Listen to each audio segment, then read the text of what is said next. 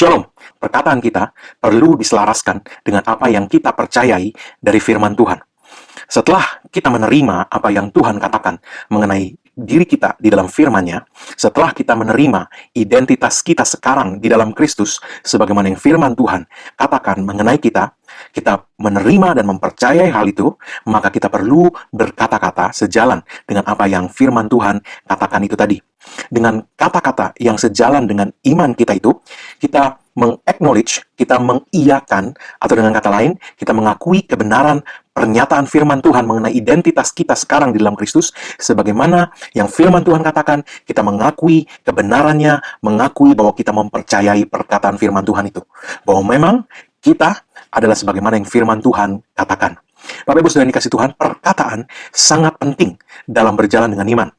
Yesus mengatakan bahwa perkataan yang lahir dari iman membawa manifestasi kuasa Tuhan ke dalam hidup kita. Mari kita lihat Markus pasal 11 ayat 23.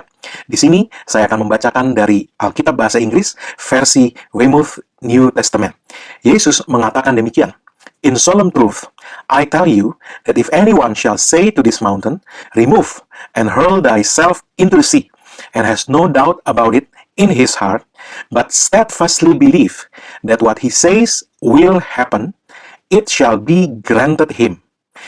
Tuhan Yesus berkata dalam terjemahan bahasa Inggris ini, dikatakan bahwa kalau seseorang berkata kepada gunung untuk beranjak dan mencampakkan dirinya sendiri ke dalam laut, dengan tiada keraguan di hatinya, tetapi terus percaya, steadfastly believes, bahwa apa yang dikatakannya akan terjadi, bahwa apa yang dikatakannya akan happen, will happen, that what he says will happen, bahwa apa yang dikatakannya akan terjadi, sebagaimana yang dia katakan itu, maka itu akan granted him, akan dikabulkan Tuhan baginya. Sekali lagi, kalau seseorang berkata kepada gunung untuk beranjak dan mencampakkan dirinya sendiri ke dalam laut, dengan tiada keraguan di dalam hatinya tetapi terus percaya bahwa apa yang dikatakannya itu akan terjadi, maka apa yang dia katakan itu akan dikabulkan Tuhan baginya.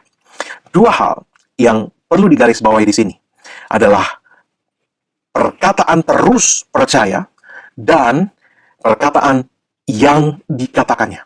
Dua hal penting sekali untuk kita perhatikan. Yang pertama adalah terus percaya, dan yang kedua adalah apa yang dikatakannya. Bapak Ibu Saudara yang dikasihi Tuhan, kedua hal ini adalah komponen-komponen dari iman yang hidup. Iman yang hidup tidak berdiri dari sekedar percaya atau sekedar berkata-kata, tetapi berkata-kata dan percaya. Percaya tanpa kata-kata atau kata-kata tanpa percaya bukanlah iman yang komplit. Yesus tadi berkata bahwa setelah seseorang berkata kepada gunung, beranjaklah dan campakkanlah dirimu sendiri ke dalam laut, dengan hatinya tiada ragu, tiada keraguan, has no doubt in his heart, tidak memiliki keraguan di dalam hatinya. Keraguan soal apa? Soal apa yang tadi dia katakan. Tetapi steadfastly believe, tetapi terus percaya dengan teguh, steadfastly, dengan teguh terus percaya bahwa apa yang dia katakan akan terjadi sebagaimana yang dia katakan, maka hal itu akan dikabulkan Tuhan bagi dia. Jadi Bapak Ibu Saudara yang dikasihi Tuhan, adalah sangat penting untuk kita memperhatikan bahwa ada dua hal di sini. Bukan hanya percaya dan bukan hanya berkata-kata, tetapi percaya dan berkata-kata. Percaya dan berkata-kata. Terus percaya dan berkata-kata. Bapak Ibu Saudara yang dikasihi Tuhan, untuk berjalan dengan iman, kita membutuhkan kedua komponen ini. Percaya tanpa kata-kata atau kata-kata tanpa percaya bukanlah iman yang komplit. Untuk membentuk iman yang komplit, percaya harus disertai kata-kata, dan kata-kata harus didasari dan disertai terus dengan percaya. Sekali lagi, iman yang komplit adalah percaya disertai kata-kata, dan kata-kata didasari dan terus disertai dengan percaya.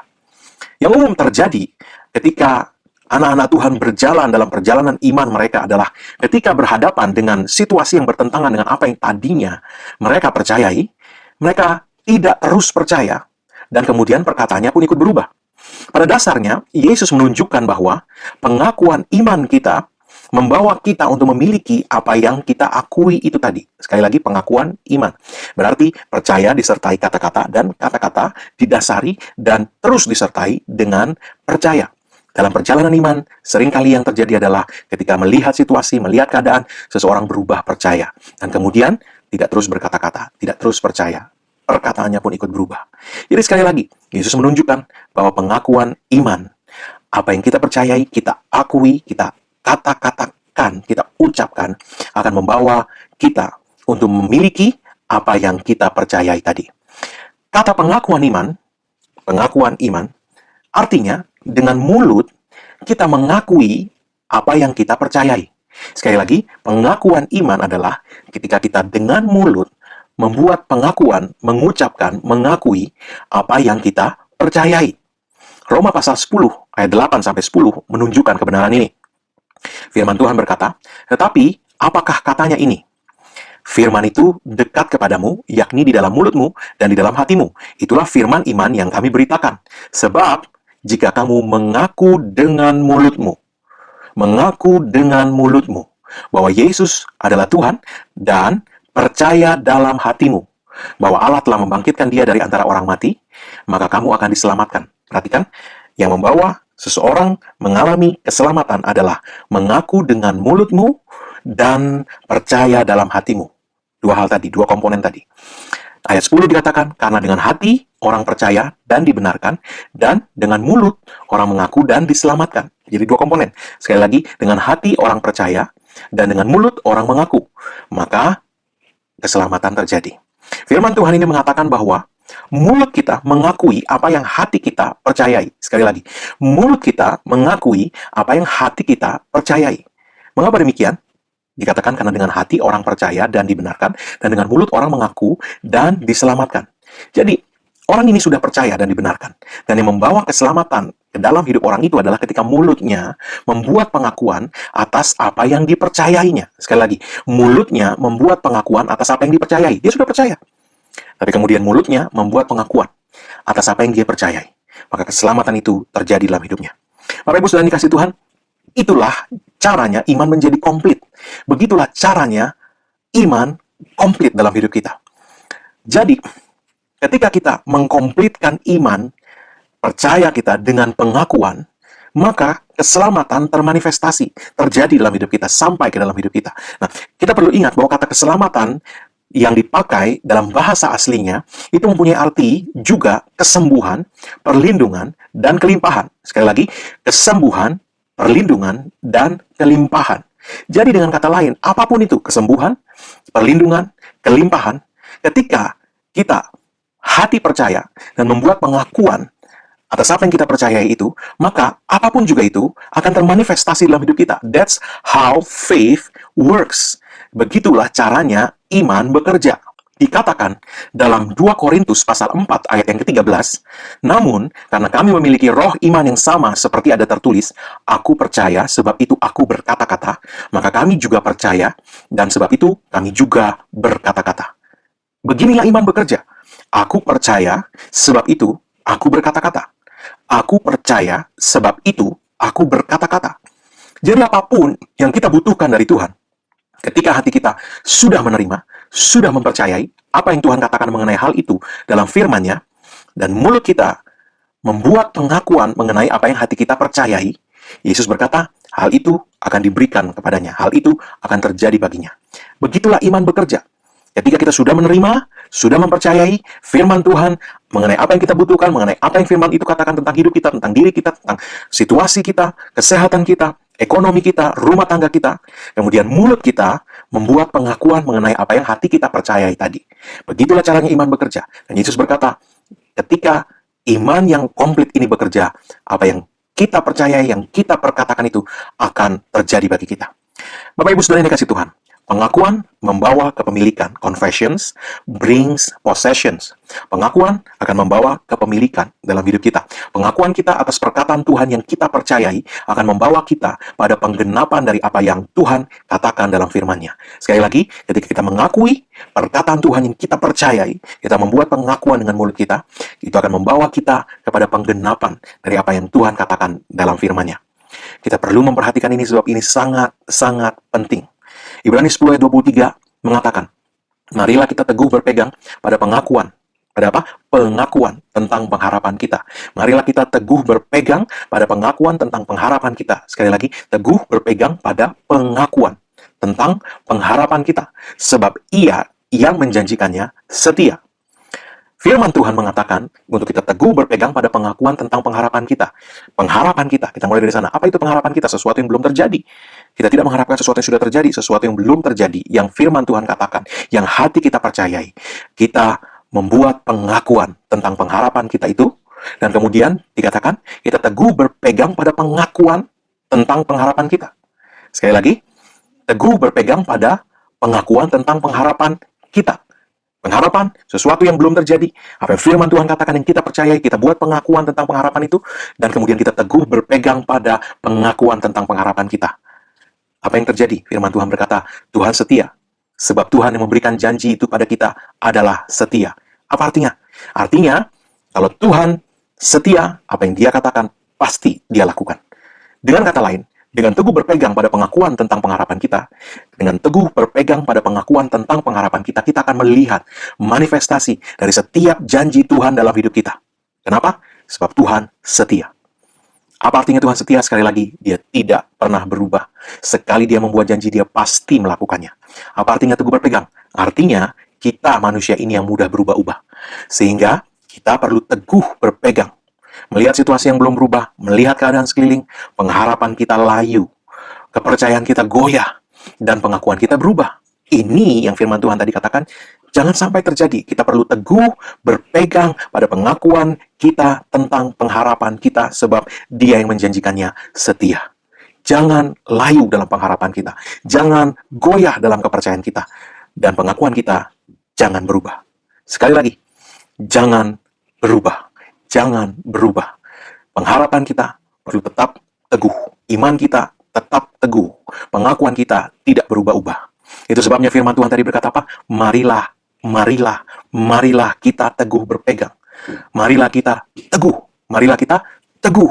Teguh berpegang. Teguh berharap. Teguh percaya. Teguh membuat pengakuan. Jangan berubah. Teguh percaya. Teguh berharap. Teguh membuat pengakuan. Jangan berubah-ubah. Firman Tuhan dalam Ibrani pasal 13 ayat 8 berkata bahwa Yesus Kristus tetap sama. Kemarin, hari ini, dan sampai selama-lamanya. Artinya apa? Kalau Dia tetap sama, artinya kalau dulu Dia menyembuhkan, hari ini Dia masih menyembuhkan. Kita perlu terima itu dulu, percayai itu. Iman timbul dari pendengaran, dan pendengaran akan firman Kristus. Jadi didengar, dan didengar. Dia masuk, kita menerima apa yang firman Tuhan katakan mengenai identitas kita di dalam Dia, apa yang firman Tuhan katakan mengenai Tuhan, mengenai Yesus. Kita terima itu, dan kemudian kita percayai. Dan kemudian kita membuat pengakuan. Yesus Kristus tetap sama. Artinya, kalau Dia dulu menyembuhkan, Dia masih menyembuhkan hari ini. Selama-lamanya, Dia masih tetap akan menyembuhkan. Kita perlu menerima itu, mempercayai itu, dan mengakui itu. Kalau dulu Dia memberkati, Dia memberi makan 5.000 orang, hanya dengan 2 ikan dan 5 roti, hari ini Dia masih melakukan hal itu. Dan sampai selama-lamanya, Dia masih akan tetap melakukan hal itu. Caranya gimana, Pak? Saya tidak tahu. Bukan saya. Tuhan akan melakukan dengan segala caranya. Lebih dari sejuta cara Tuhan, lebih dari sejuta Tuhan punya begitu banyak cara untuk melakukan hal itu. Tapi hati kita perlu percaya dulu. Terima dulu perkataannya. Dan terima bahwa Dia masih tetap sama. Bahwa kalau dulu Dia melakukan itu, Dia masih akan tetap melakukannya. Sampai kapanpun juga, sampai selama-lamanya. Dia tetap sama, berarti Dia akan tetap melakukan hal yang dulu Dia lakukan. Hari ini Dia akan tetap melakukan apa yang dulu Dia sudah pernah lakukan. Selama-lamanya Dia tidak berubah. Percayai itu. Dan kemudian akui itu. Ucapkan itu. Allahku menyediakan segala kebutuhanku menurut kekayaan dan kemuliaan dalam Kristus Yesus. Akui itu. Jangan berubah. Jangan berubah. Tetap teguh dalam pengharapan, tetap teguh dalam kepercayaan, dan tetap teguh dalam perkataan, dalam pengakuan.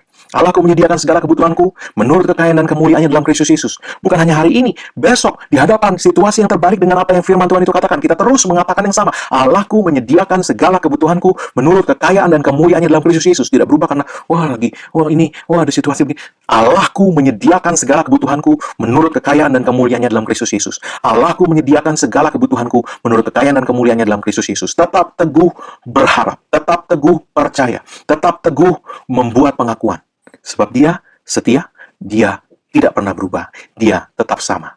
Kalau dulu Dia membela dan melindungi, hari ini Dia masih tetap sama. Dia masih akan terus melakukannya sampai selama-lamanya. Dia akan membela dan melindungi engkau hari ini, Dia akan membela dan melindungi engkau sampai selama-lamanya. Dia masih akan terus melakukannya. Marilah kita teguh berpegang pada pengakuan tentang pengharapan kita, sebab Dia yang menjanjikannya setia. Jadi marilah kita teguh berharap, marilah kita teguh percaya, marilah kita teguh membuat pengakuan. Jangan berubah-ubah, jangan berubah-ubah. Sekali lagi, jangan berubah-ubah. Mengapa? Sebab Dia yang menjanjikannya setia. Dan Dia tetap sama dulu, sekarang, sampai selama-lamanya. Jadi apa yang Dia janjikan, pasti Dia akan lakukan. Karena itu marilah kita teguh berpegang, teguh dalam pengharapan, teguh dalam percaya, dan teguh dalam pengakuan iman kita. Sekali lagi, jangan berubah. Mukjizat apapun yang kita butuhkan, Dia pasti melakukannya. Sebab Dia yang berjanji, Dia pasti menggenapinya. Kenapa? Sebab Dia yang menjanjikannya setia. Dia setia, Bapak Ibu Saudara yang dikasihi Tuhan. Dia pasti melakukan apa yang Dia sudah katakan. Oleh sebab itu, marilah kita teguh berpegang kepada pengakuan. Sekali lagi, kepada pengakuan akan pengharapan kita. Sebab Dia yang menjanjikannya setia. Your miracle is on the way. Jangan berubah-ubah. Dalam nama Yesus. Amin. Mari angkat kedua tangan kita, arahkan kepada Tuhan, terimalah berkat Tuhan. Karena Yesus Kristus telah kerjakan bagi kita di kayu salib, karena curah darahnya, karena penebusannya sempurna, maka sekarang tidak lagi penghukuman bagi setiap orang yang ada dalam Kristus Yesus. Engkau telah ditebus, harganya telah dibayar lunas. Oleh sebab itu, tidak ada kutuk lagi berlaku dalam hidupmu, yang ada hanyalah berkat Tuhan, tercurah berlimpah-limpah memberkati hidupmu. Dan engkau dibuatnya naik terus, tidak turun, jadi kepala bukan ekor. Dan apa yang tanganmu sentuh dibuatnya berhasil. Dia mengenyangkan engkau dengan panjang umur, dan Dia memperlihatkan padamu keselamatan daripadanya. Umurmu minimal 120 tahun, dan dipenuhi dengan hari-hari yang baik dari Tuhan. Dalam nama Yesus, amin.